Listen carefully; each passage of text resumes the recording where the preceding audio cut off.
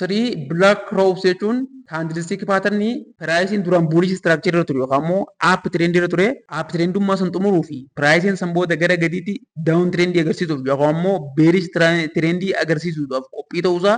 kan nutti agarsiisu ta'ee kaandiloonni sadan walii aananii dhufan. Sadan isaaniitu moomintamiin isaanii increase kan dhufe yoo ta'an ta'eef candlestick formation akkasiitiin three black crows jennee kan lafa kaa'uu dandeenyu ta'a jechuudha. Fakkeenyaaf pricing bifa kanaatiin ol deemaa ture. Erga ol deemee booda kaandilii sadii akkasitti walii aananii jiruunii fi gara gadiitti garagalan kan agarsiifnaan as booda sell positionii seenuu akka dandeenyu candlestick formation nutti himu saniitiin three black crows jennee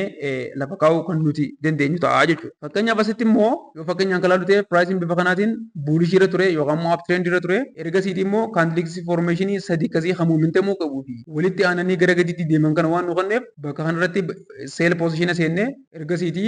stop loss keenya kanarra kaa'uudhaan take profit key level fuuldura kan jiru kana target goone pricing bifa kanaatiin gara gadiitti akka nu deemu anticipation yookaan immoo tilmaama akkasii qabaachuu kan dandeenyu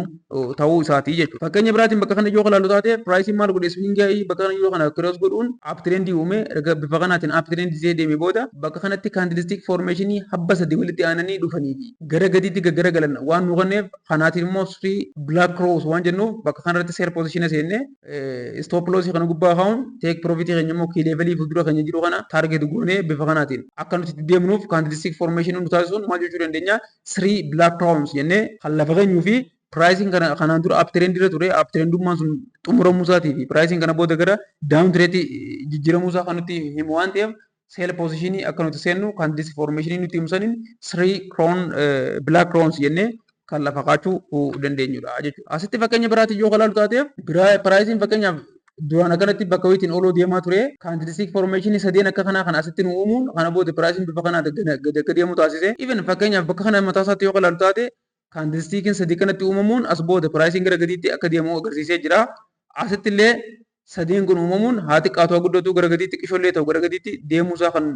nutti agarsiisu waan ta'eef bifa kanaatiif chaartii irratti candlestick formation illee sadii akkanatti walii aananii jiruu fi pricing eega ol deemaa ture booda uumame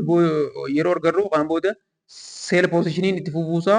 kan nutti himuutiin three black crown pattern jennee lafa kaa'uu dandeenya jechuudha.